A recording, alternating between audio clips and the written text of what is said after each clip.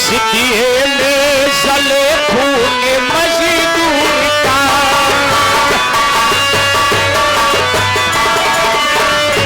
जिस दिए में जले खून मजदूर का, हमें उस रोशनी की जरूरत नहीं। जिस दिए में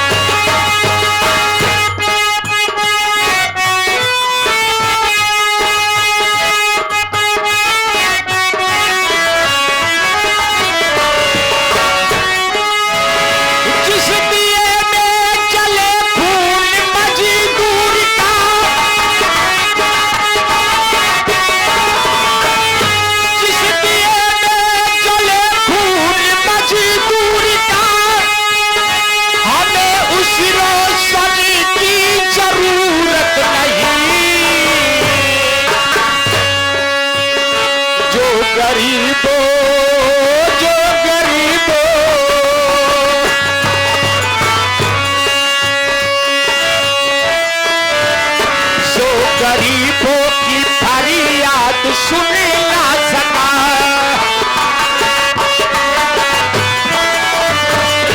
जो गरीबों की फरियाद सुन ना सका, ऐसी शासन को हमको जरूरत नहीं। जिस दिए में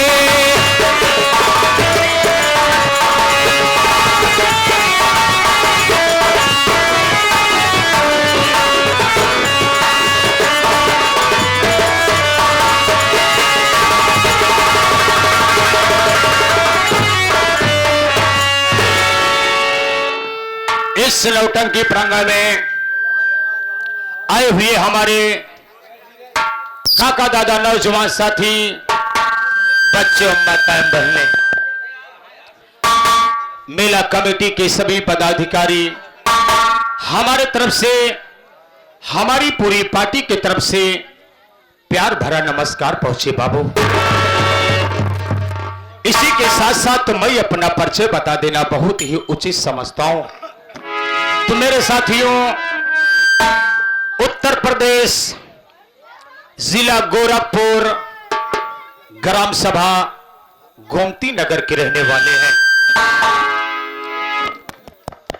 हमारा नाम विजय कुमार है और मुझसे एक छोटी बहन जिसका नाम बिजली था।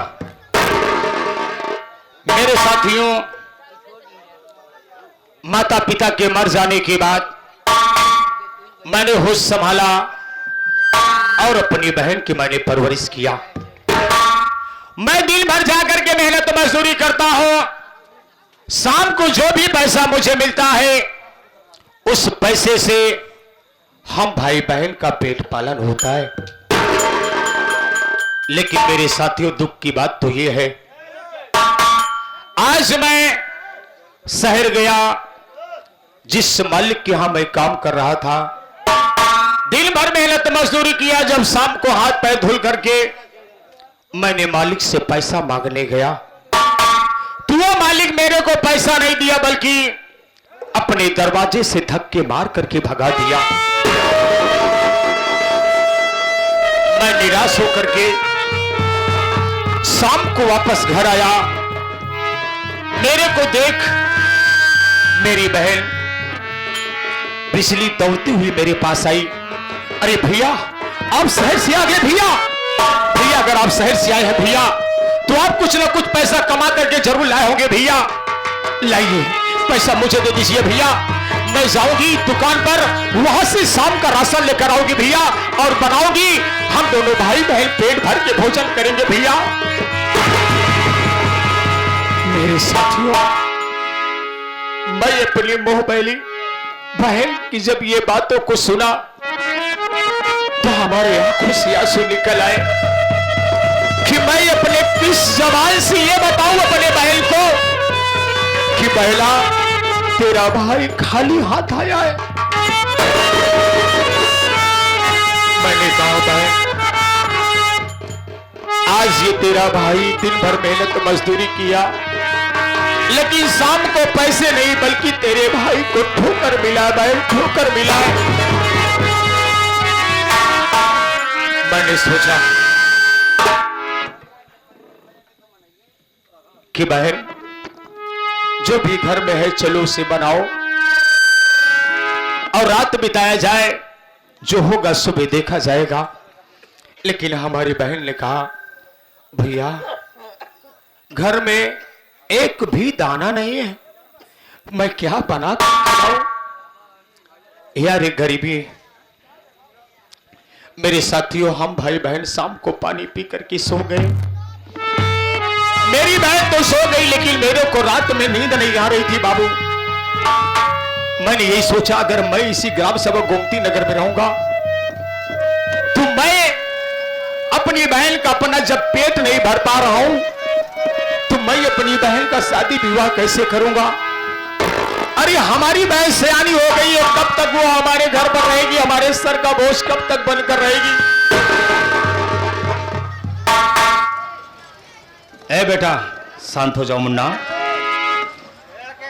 अगर मैं अपनी बहन का समय से हाथ नहीं मिला कर पाऊंगा, ये जमाने के लोग ताने मारेंगे।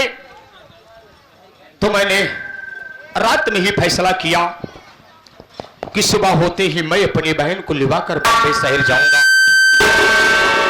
और वहां जाकर के मेहनत मजदूरी करूंगा, कुछ पैसा इकट्ठा करूंगा और अपनी बहन का हाथ जरूर पीला कर दूंगा।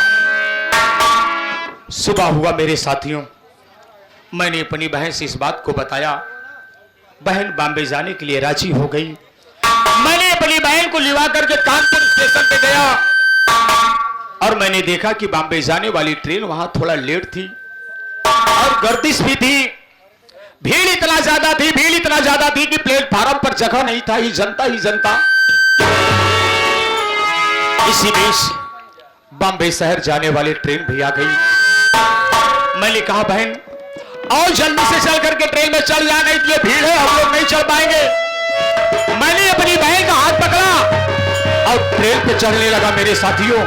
और गेट पे इतनी ज्यादा भीड़ थी, मैंने आदमियों के धक्के से मैंने ट्रेन पे चल गया। मेरी बहन का हाथ छूट गया और मेरी बहन उसी प्लेटफार्म पे छूट गई और गाड़ी आगे बढ़ गई। मैंने वहां बोगियों में सबसे मदद मांगना रहा, अरे मेरे भाई साहब किसी ने ट्रेन को रुकवाइए, मेरी बहन प्लेटफार्म पे छूट गई है। लेकिन पूरे बोगी में मेरी कोई मदद करने वाला।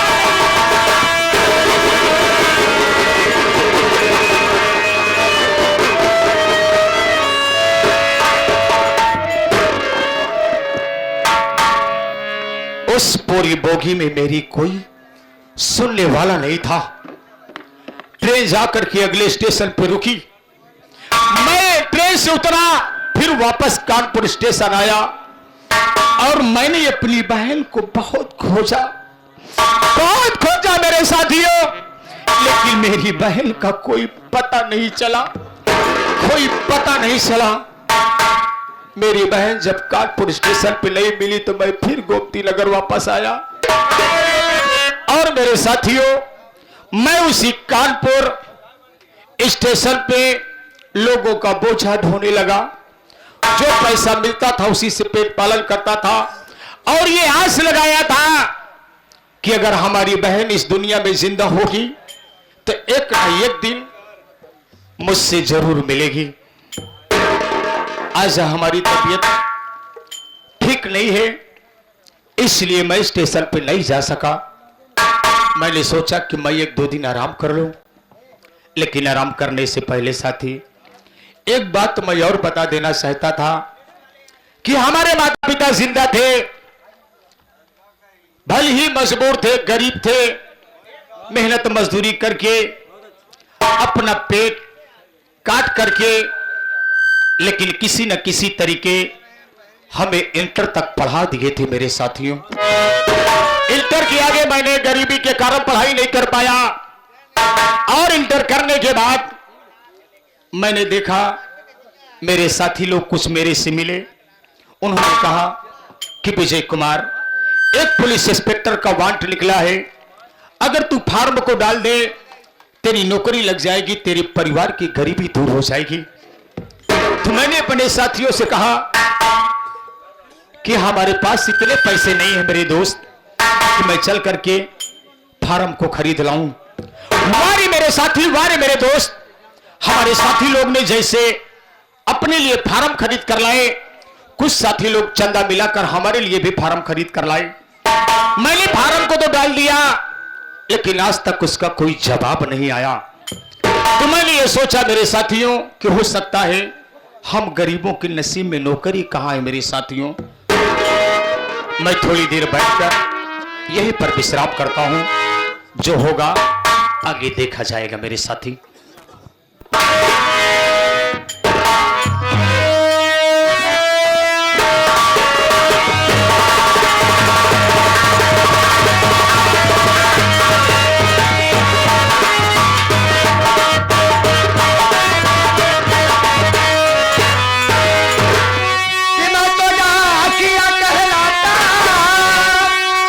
चिट्ठी घारी घारी तो पहुंचाता,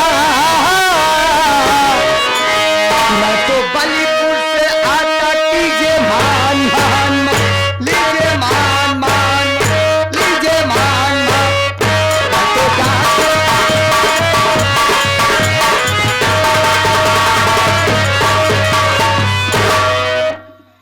हमका लागत यही आटे विजय खोपड़ी का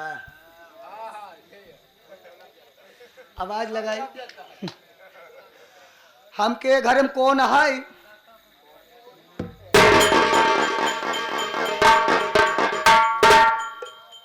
क्या भैया? मनाई है।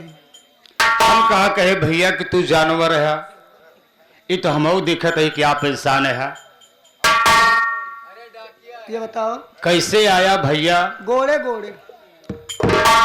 अरे तो हम जानत है कि आप गोले के भले आए हैं यहाँ, लेकिन ये भैया अगर गोले के भले आए होगा तो का बड़ा पुण्य मिली बाबू।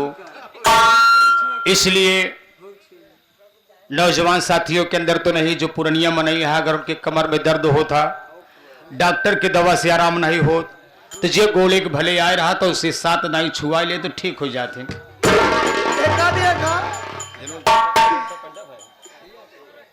देखा था कहीं हम पैदा भले।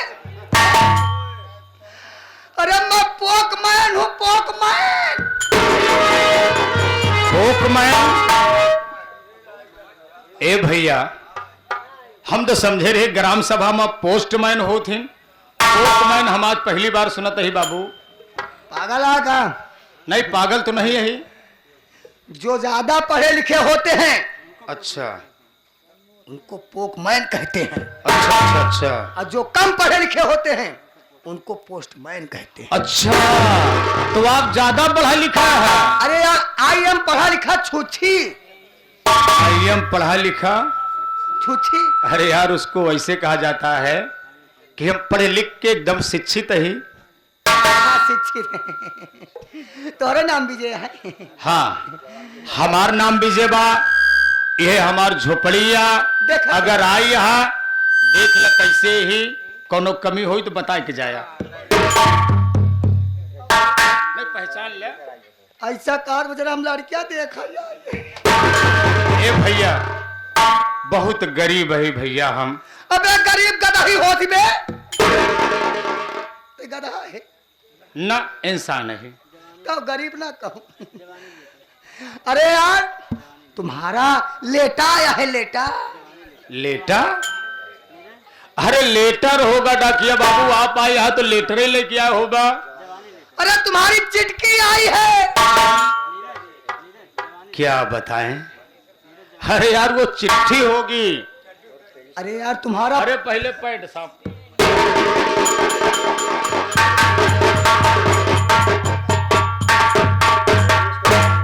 एक पकड़े रहा परत। अरे यार, तुम्हारा पुत्र आया है, पुत्र। ले यार, अभी तो हमारा शादी विवाह हुआ ही नहीं। अरे डाकिया बाबू, पत्र आया होगा। अरे यार, तुम्हारा जवानी लेटर आया है। जवानी लेटर? जवानी? तुम्हारी बात मैं बराबर समझा नहीं। उसे क्या कहते हैं? कहीं पे डाले थे? हो समझ गया डाकिया बाबू, मैंने फॉर्म डाला था। हवाई तो अरे तो वैसे बताओ कि तुम्हारा ज्वाइनिंग लेटर आया है। ये बतावा, हम सो मेरे दिमाग ये में- बतावा हाँ नौकरी तू कैसे पाया? घूस दे के अरे आज के जमाने में तो घूस दे के सभी पावा थे, तू कैसे पाया? 2 बीघा खेत बेच के अच्छा तू भी- वही घूस दे रहे तब पाए। चला यही बड़े ऐसे मनई के साथ नौकरी मिला था। लावा हाँ हाँ ले लिया है। कैसे का भेज आया? का करी बरसत रहा है रस्तों में पानी बरसत रहा ना। अच्छा देखा हम तुहार लई आए, तुहार चिट्ठी तो का दे हाँ लई आवा माउक दे 80 रुपये। 80 रुपया? ये किस बात का? अरे यार 80 रुपये तू दे 75 के दारू हो जाए, 5 पी माल गिलास चिकना। वाह, सरकारी नौकरी करने वाले डाकिया बाबू, वैसे तो तुम्हें 1 रुपए भी नहीं चाहिए, इसलिए कि तुम सरकारी नौकरी वाले हो। सरकार तुम्हें तनख्वाह देती है और सरकार तुम्हें तनख्वाह भी देती है, और सरकारी सर्विस करने वाले उनको पहली तारीख की तनख्वाह आ जाती है। अगर पहली तारीख की इतवार रहता है तो शनिवार एक दिन पहले ही आ जाती है। तब तुम्हें पैसा मांगने की क्या जरूरत है? लेकिन डाकिया बाबू, हम कहा थे बरबराजी, देर बरबराजी डाकिया गए सरकार। हम कहा तोरे पास 80 ना या 45 कम से कम अधिक दाम दे भाई साहब। डाकिया बाबू मैं क्या बताऊं, इस वक्त मेरे पास पैसे नहीं हैं, मैं बिल्कुल सच बोल रहा हूं। 45 ना आया। नहीं, मेरे पास 45 रुपए नहीं हैं। अरे यार 10 ही दे भाई साहब, कम से कम 4 ठी शुद्ध पलस लाई ले यार। डाकिया बाबू मैं आपको क्या बताऊं, मेरे पास 10 रुपए भी नहीं हैं। वो नहीं गो। कम से कम 5 रुपये दे एक बंडल बीड़ी लाई ले। अब मैं किस जबान से कहूं डाकिया बाबू, इस वक्त मेरे पास 5 रुपए भी नहीं है। हम कहते 5 रुपया ना यार, कम से कम 1 रुपया दे दे, माचिस लाई की पूरा कपड़वा फूंक दी बारी। डाकिया बाबू, अगर हमारे पास 1 रुपए होता, अगर हमारे पास 1 रुपए होता तो मैं किसी दुकान पे जाकर बिस्किट खरीद के खाकर पानी पी लेता। एक बात बा लागत है पंचो हम बहुत बड़ा भिखारी बड़ी। डाकिया बाबू, हाँ। आप सरकारी नौकरी वाले हैं, हाँ, आज 1 तारीख है, हाँ। तनख्वाह आएगी हुई। अगर इस गरीब का 100-200 को मदद कर दिया, भगवान तुम्हार भला करी है। ठीक है, हम जात ही, लेकिन जब नौकरी करे लागे, जब तुम्हार महीना पूरा होए तब हम कहते हैं क्या? जौन मिला था। मैं वादा करता हूं, जब मैं नौकरी करूंगा, महीने की पहली तारीख आएगी, पहली तनख्वाह पाऊंगा तो मैं आपको पैसा जरूर दे दूंगा। ठीक है चली। हाँ हाँ, जयराम। अरे यार इसे जयराम कहते हैं भाई। वाह भाई वाह, ऐसे सरकारी सर्विस वाले नहीं, देश बड़ा जल्दी सुधरी। सारी बात छोड़ को पहले मैं लेटर देखता हूं।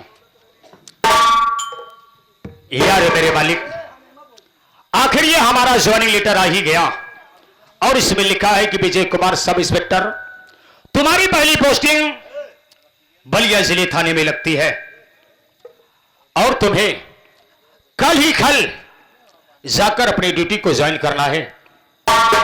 यार मेरे मालिक, अगर हमारे बाबूजी और हमारी माताजी, हमारी बहन अगर आज हमारे साथ में होते तो आज हमारा परिवार कितना खुश रहता। मेरे साथी कितना खुश रहता।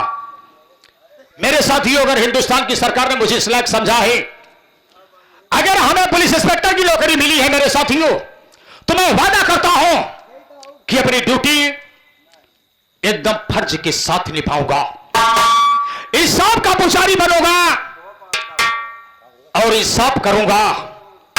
अगर मुजरिम मेरे परिवार का कोई होगा तो वादा करता हूं मेरे साथियों, मैं उसे गिरफ्तार करूंगा और उसे वह सजा दिलाऊंगा जिस सजा को वो हकदार रहेगा।